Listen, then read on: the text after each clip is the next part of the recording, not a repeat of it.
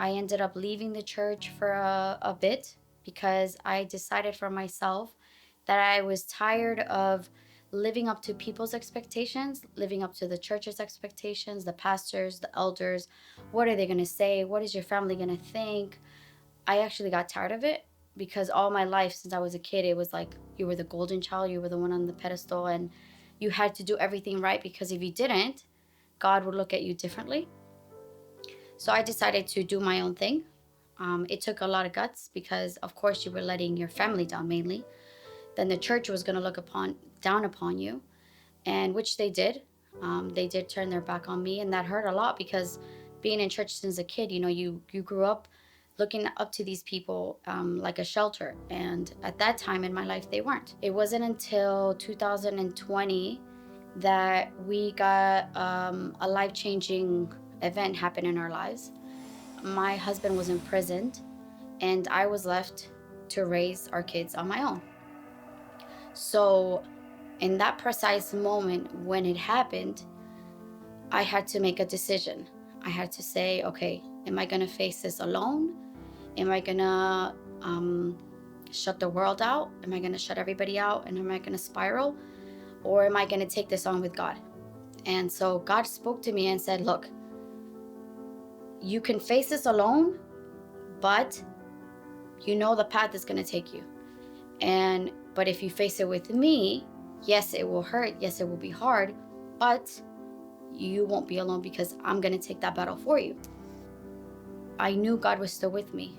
There's many occasions in the period that COVID happened that to man, everybody thought it was impossible. And God showed himself and said, no, this is possible with me because you're choosing me over men. I took on positions where I'm now in a ministry that helps families. It works with children, teenagers, and my kids are involved. And so they're a part of my ministry as well and what we're doing. And so we're working together. And in that, families have come with young children. And we've been able to bring people to a place where they are asking to study the word. And in my 33 years of being in church, I had never led a Bible study, as crazy as it sounds. I was given the opportunity a few months ago, around May, to start a Bible study with a close friend of mine. And then we got invited to another Bible study and another Bible study. And by the time they were in school, I had to have that hard conversation with my kids. And we talked on the phone with their dad, and we spoke to them, and we told them where he was. And yeah, it was painful for them. Yes, they cried, but they knew that I was being strong for them because God was giving me that strength. So in the long run, the strength that they've had up to now, where they pray and they ask for him with such favor, is because they know who God is.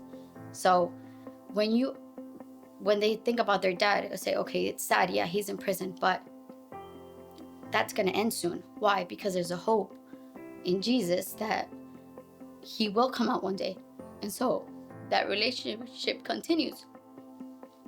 But being able to see my kids know who Jesus is, I would have wished I would have seen it with my parents and the people in church.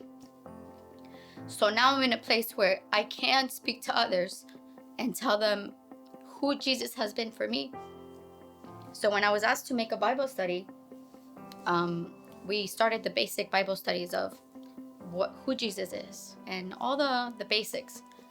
And I don't think I had ever really gone deep into the Bible in the way that I have in the past months.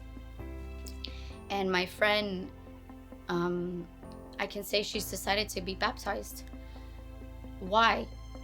I asked her why, because many people debate you when you're talking about the Bible and the doctrines and who Jesus is and what we believe in. Many people will debate you and they want to fight you like, no, it's this way, it's that way. And she was Catholic. But she said to us, that I'll never forget, she said, because I've seen Jesus through you guys. I've seen what he can do. And so that to me is a testimony. Even though I faced hardship, I can still prove and say, I'm here because God wants me here. And that to me is everything, you know.